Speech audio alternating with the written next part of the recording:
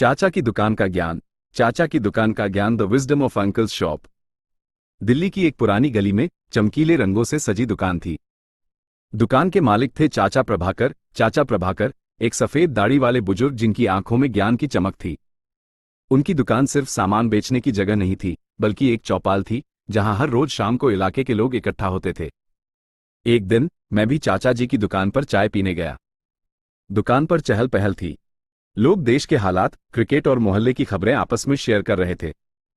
मैं चुपचाप एक कोने में बैठा हुआ सब सुन रहा था। कुछ देर बाद एक युवा लड़का दुकान में घुसा। उसका चेहरा परेशान था। चाचा जी, मुझे एक समस्या है, उसने कहा। चाचा जी, मुझे एक समस्या है। चाचा जी ने लड़के को बैठाया और पूछा, क्या हुआ बेटा? क्या हुआ बेटा? लड़का अपनी पढ़ाई, करियर को लेकर असमंजस में था। उसे समझ नहीं आ रहा था कि उसे क्या करना चाहिए। चाचा जी ने धीरे से उस लड़के का कंधा थपथपाया और कहा, जल्दी फैसला लेने की कोई जरूरत नहीं है। अगले 50 मिनटों में चाचा जी ने उस लड़के को जीवन के कई पाठ पढ़ाए। उन्होंने अपने अनुभवों को साझा किया, सफलता और असफलता की कहानियां सुनाई।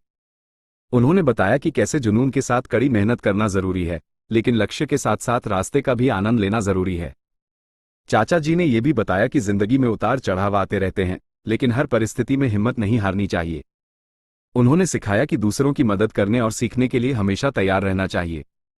50 मिनट बाद जब मैं दुकान से निकला तो सूरज ढल चुका था।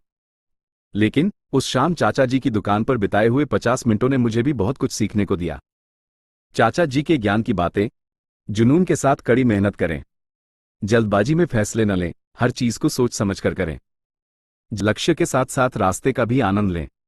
हर परिस्थिति में हिम्मत न हारें। दूसरों की मदद करने के लिए हमेशा तैयार रहें। सीखने के लिए हमेशा तैयार रहें। ये कहानी है चाचा जी की दुकान की, जहां ना सिर्फ सामान मिलता है बल्कि जिंदगी जीने का हुनर भी सीखने को मिलता है। आपको भी अपने आसपास ऐसे कोई ज्ञानी लोग जरूर मिलेंगे, उनसे बातें जरूर करें, सीखने का कोई अंत नहीं होता।